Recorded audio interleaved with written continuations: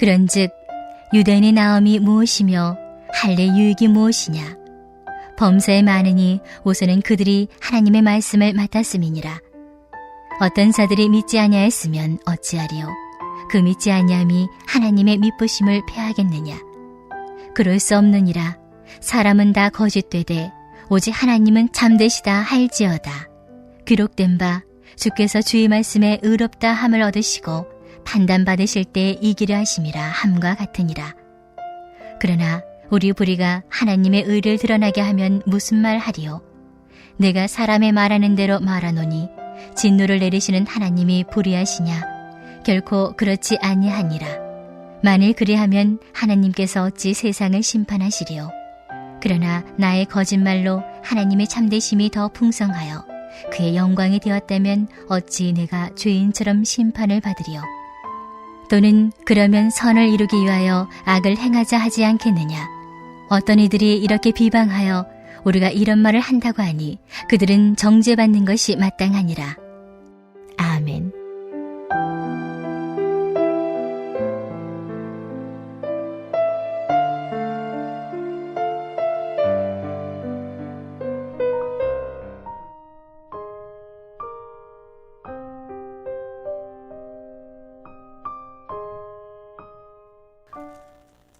로마서가 전부 16장이라고 말씀드렸는데 여러분이 로마서를 생각하실 때 이 위치가 무슨 말 하는 거지? 예를 들면 1장에서는 인사하고 나서 제가 어제 내자로 한번 제목을 지어보라고 말씀드렸잖아요. 성경 읽을 때. 그래서 여러분 각자가 한번 지어보시기 바랍니다.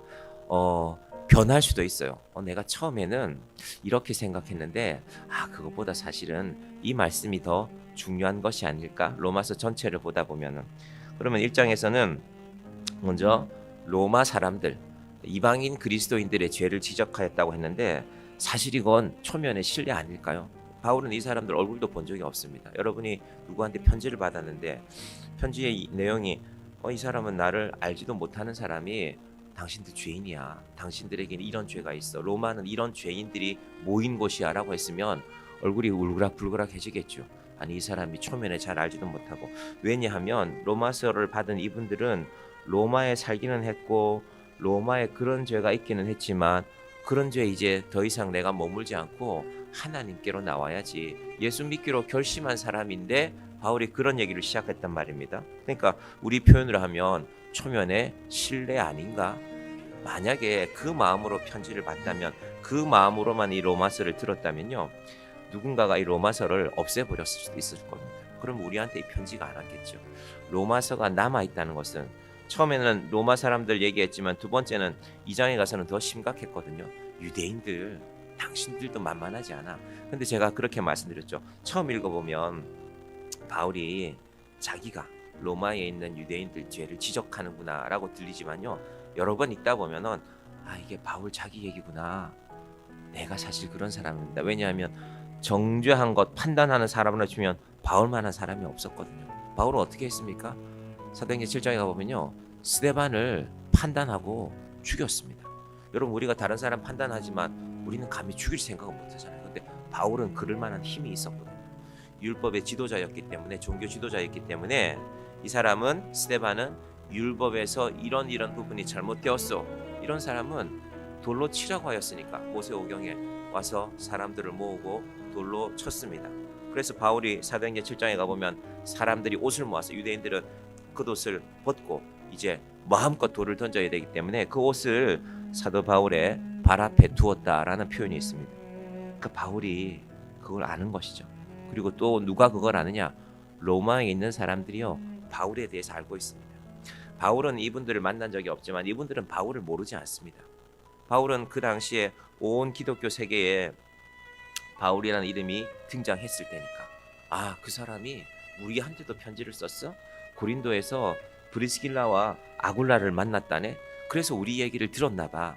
그리고 바울이 우리한테 편지를 썼네? 라는 것이 바로 이 로마서 1장, 2장의 상황입니다.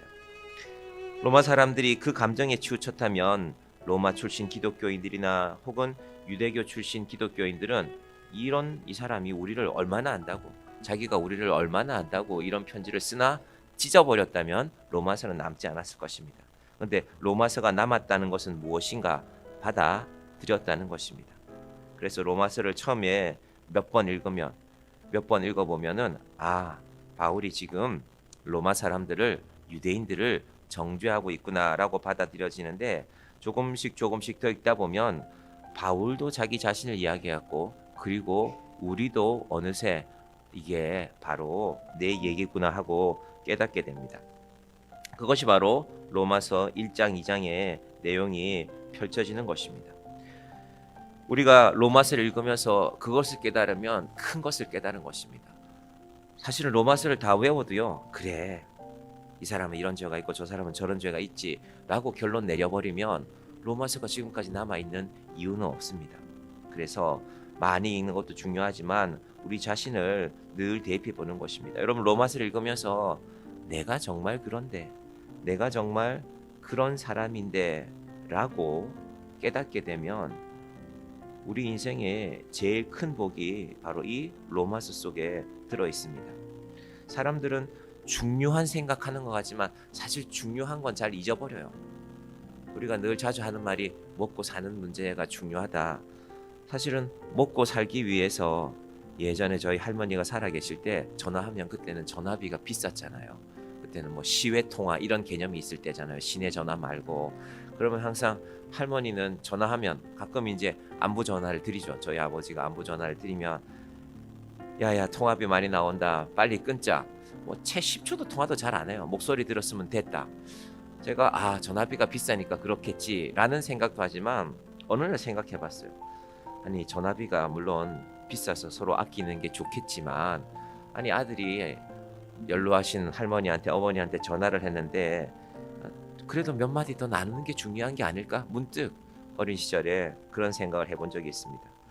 우리가 인생을 열심히 산다고 생각하지만 근데 사실은 하나님께서 세상을 창조하시고 우리에게 허락하신 것, 생명 하나님이 주신 것 아닙니까?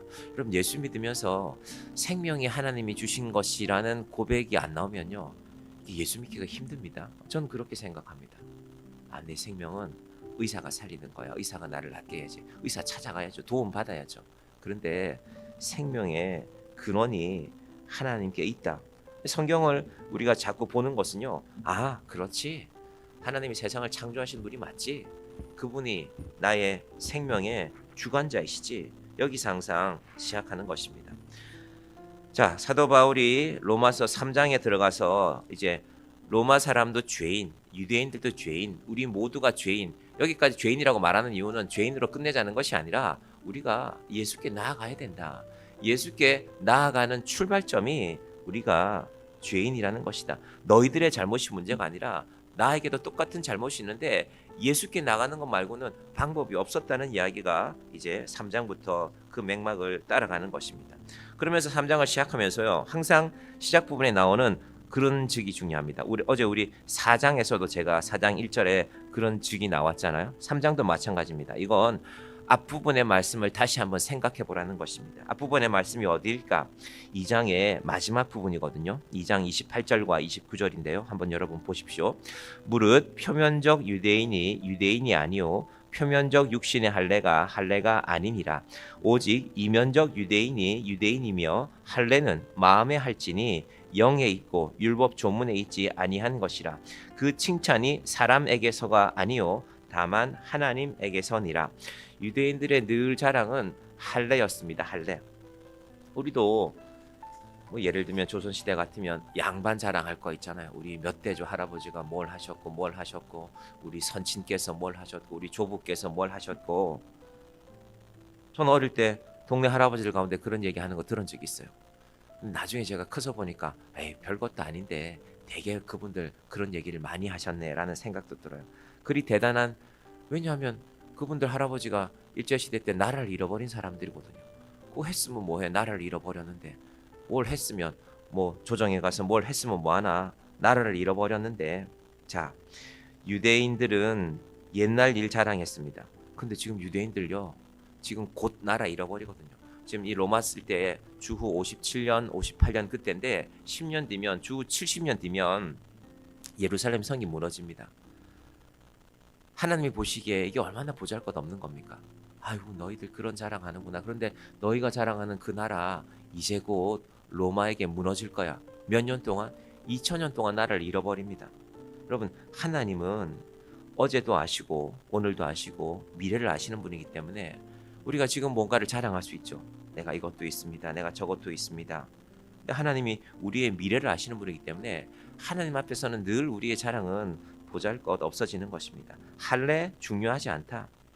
하나님께서 아브라함에게 할례를 명령하셨지만 그 할례는 육신에 임하는 할례가 중요한 것이 아니라 그 할례를 통하여서 늘 하나님을 기억하라는 겁니다.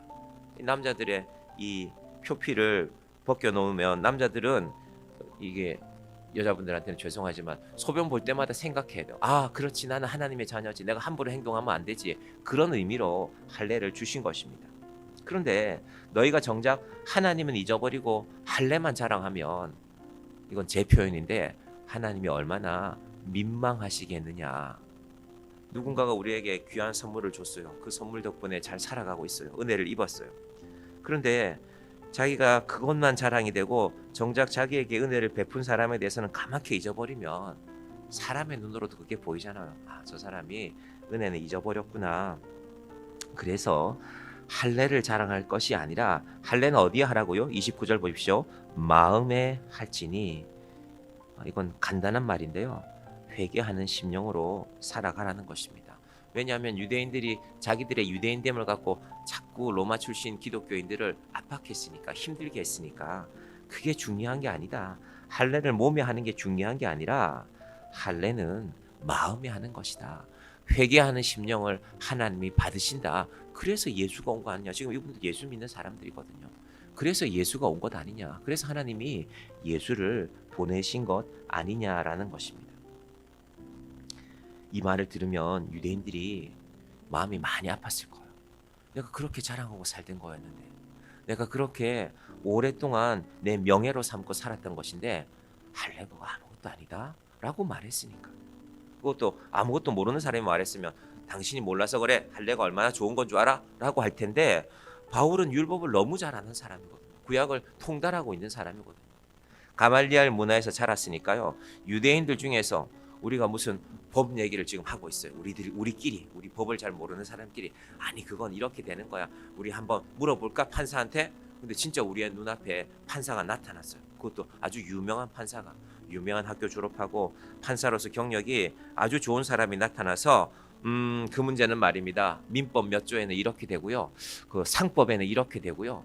그걸 형법으로 따져보면 이렇게 될 겁니다라고 말하면 우리가 할 말이 없잖아요. 바울은 그들에게 그런 존재입니다. 가말리알 문화에서 자란 사람이기 때문에 할례 중요하지 않다라는 말 앞에 유대인들이 충격받은 거예요.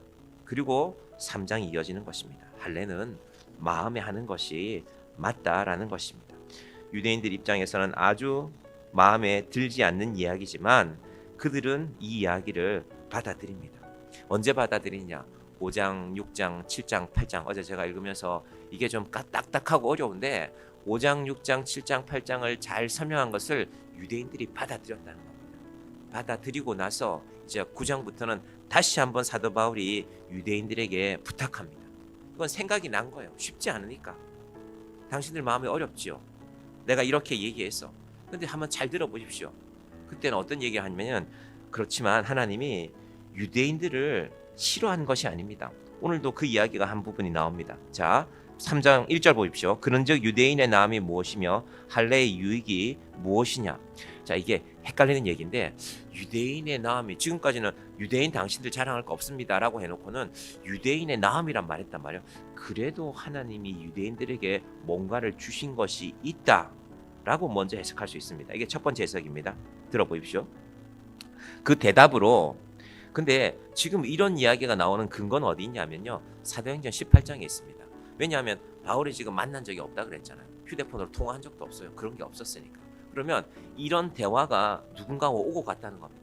그러면 바울을 만난 로마 출신 기독교인이 누가 있었냐면은 사도행전 18장에 가보면 브리스길라와 아굴라가 나옵니다. 브리스길라는 로마 출신의 귀족 여인으로 알려져 있고요. 그리고 그 다음에 브리스길라의 남편인 아굴라는 유대인 출신입니다. 근데 유대인 출신이 예수를 믿고 로마에서 로마 처녀와 결혼한 거예요. 로마 처녀는 귀족, 유대인 아굴라는 브리스길라라는 가문은 로마에 있는 7대 명문가 중에 하나거든요. 그러니까 그 이름이 딱 들어있으면 그 집안 사람이구나, 그 집안 여자구나. 브리스길라와 아굴라가 만나게 된 것입니다. 특히 아굴라가 유대인이었거든요. 그러니까 아굴라가 궁금한 게 많았던 거예요. 천막을 만들면서 바울과 대화하는 것입니다. 그 사람들이 2년 동안 바울과 함께 있었거든요. 로마에서 쫓겨나고 나서. 그래서 이런 질문이 가능한 것입니다. 아니 그러면 바울 선생님, 유대인은 아무것도 아닙니까? 유대인은 형편없는 사람들입니까? 그거에 대한 대비 범사에 많으니 3장 2절 우선은 그들이 하나님의 말씀을 맡았습니다. 하나님께서 먼저 말씀을, 이때 말씀은 구약의 말씀이죠. 모세를 통하여서 선지자들을 통하여서 주신 말씀을 맡은 거 아니냐. 여러분 우리도 말씀을 맡은 자입니다. 이게 맡길 예자거든요. 맡길 예. 여러분 은행에 혹시 돈을 맡기실 때 제 거 현금으로 잘 갖고 있다가요 그냥 돌려주시면 돼요. 제가 뭐 돈 더 받을 생각 없습니다. 혹시 그런 마음으로 은행에 맡기는 분 계세요? 그렇지 않잖아요. 맡기는 자에게는 성경에는 맡김에 대한 비유가 여러 군데 등장합니다. 예수님도 그 비유를 말씀하시죠. 포도원 주인이 집을 떠나면서 종에게 맡기잖아요. 그리고 달란트 비유도 나오죠. 1달란트, 2달란트, 5달란트를 맡기고 나서 묻잖아요. 여러분 우리에게 이 말씀을 맡긴 것입니다. 갑자기 부담되지 않으세요? 말씀을 맡겼어. 이 많은 걸 우리한테 맡겼단 말이야. 그리고 맡기고 나서 맡겼으면 그게 무슨 말이냐면 우리가 말씀을 읽는다는 이유는, 말씀을 읽음의 목적은 말씀을 읽어서 내가 로마서를 다 외우는 사람이야 그 자랑하라는 것이 아니라 내가 로마서가 내 마음에 자꾸 걸리는 거예요. 내가 이런 판단을 해야 되는데, 내가 이런 이익을 좀 봐야 되는데 말씀이 자꾸 마음에 걸려요. 그래서 그거 나는 이번에는 포기할게. 그럼 사람들이 우리를 이상하게 여기는 거야. 너 왜 그러는데? 네가 주장할 수도 있는 일인데 그게 내가 생각해 보니까 내가 오늘 아침에 말씀을 읽었는데 이게 자꾸 마음에 걸리네. 그래서 사람들이 우리를 이상하게 여기는 거예요. 여러분 예수 믿는 사람들은 이상한 사람들이 돼야 정상입니다. 예수 믿는데 세상에서 누구와 어울려도 나는 아무런 문제가 없다. 그럼 우리를 다시 돌아봐야 돼요. 그래서 사람들이 너 이상하다, 너 이상하다, 너 왜 그러냐, 너 왜 그러냐 자꾸 물어야 여러분 이익 얻는 거야 세상이 더 잘하죠. 저는 가끔 길가 지나가다가 365일 가게 문 열어놓는다는 가게들 보면 도대체 저 사람 어떻게 살까. 어제도 지나갔는데 약국 하나가 365일 문 열어놓는데요. 고마운 일이죠. 환자들 입장에서는 언젠간 약을 살 수 있으니까. 근데 물론 365일 한 사람이 다 지키는 건 아니겠지만 여러 사람이 있겠지만 365일을 열어놓는다는 건 늘 마음을 써야 된다는 거잖아요.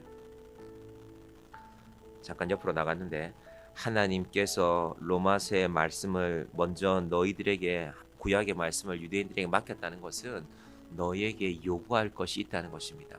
너희를 통하여서, 이건 다시 구약의 얘기로 넘어가는데 하나님께 십계명을 주실 때 너희들 나하고 약속 하나 할래? 출애굽기 19장의 내용이 그거거든요. 온 세상에 내가 내 말씀대로 사는 사람을 하나 모델을 만들고 싶다. 그 구약의 이야기가 다시 반복되는 것입니다. 그래서 우리는 이거 보면은 말씀을 맡은 자라는 말이 무슨 말이야? 잘 모르겠는데. 근데 유대인들은 뜨끔한 거야. 그 얘기 하는구나 바울이 지금. 그것이 로마서가 3장이 전개되는 말씀입니다. 우리는 세상에서 제일 많이 인쇄된 책이 성경책이지만 동시에 세상에서 제일 잘 읽지 않는 책이 성경책이라고 합니다.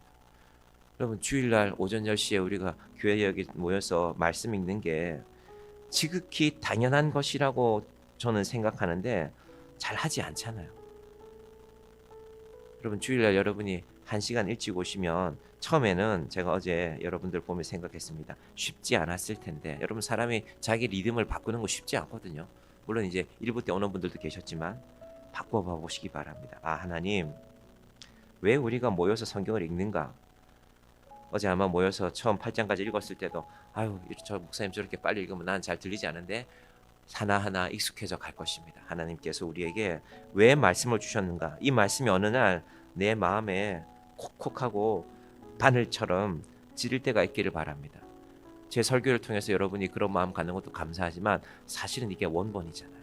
원본을 통하여서 하나님께서 하나님 범사에 많으니 우선은 그들이 하나님의 말씀을 맡았습니다. 하나님 사실은 저도 말씀을 먼저 맡은 사람인데 말씀을 함께 하면서 하나님, 내가 말씀을 아는 사람이 되어서 내가 이제 내 삶에 이런 변화가 드러날 수밖에 없습니다. 여러분, 이 말씀을 우리가 함께 하는 동안에 여러분이 제가 세상 사람들에게 저 사람 참 이상하네, 왜 저 사람 저렇게 살아가나, 그래서 사람들이 우리가 읽는 책에 관심을 갖는 거죠. 저분이 성경을 읽는 사람이구나. 하나님의 말씀인 성경이 우리에게 그 의미로 다가오기를 주님의 이름으로 간절히 축원드립니다. 기도하겠습니다. 하나님 아버지, 감사합니다. 사도 바울이 로마에 있는 그리스도인들에게, 그 중에 로마 출신들에게 또 유대 출신들에게 말씀을 전하고 있습니다. 유대인의 나음이 무엇이며 할례의 유익이 무엇이냐, 범사에 많으니 우선은 그들이 하나님의 말씀을 맡았음이니라. 우리에게도 먼저 주님 말씀을 맡겨주셨습니다. 목회자로서 말씀을 전할 책임을 주셨고, 말씀을 듣는 성도로서 또 성경을 가진 하나님의 자녀로서 말씀을 읽어야 할 책임이 우리에게 있습니다. 하나님, 말씀을 가까이 하고 말씀을 듣고 어느 날 그 말씀이 우리 속에 자리 잡게 하여 주시옵소서. 그래서 우리가 세상을 살아가는데 왜 저분은 이상하게 살아갈까? 왜 저분은 우리처럼 똑같이 하지 않을까? 알고 보니 저분이 말씀을 읽는 사람이었구나. 그래서 사람들이 우리에게 소망에 관한 이유를 묻는 자들이, 그 이유를 듣는 자들이 되게 하여 주시옵소서. 하나님, 이 추운 날씨에 기도하러 나왔습니다. 하나님, 세상에 많은 시간이 있지만 하나님께 기도하는 이 시간, 하나님께서 우리를 소중히 여기시고 사랑하시고 우리의 연약함을 아시는 하나님께서 우리의 연약함은 고치시고, 아버지 하나님, 우리 인생에 세상에 많은 기쁨이 있지만 하나님께 기도하는 이 시간이 가장 기쁘고 즐거운 시간 되게 하여 주시옵소서. 예수님의 이름으로 기도드립니다. 아멘.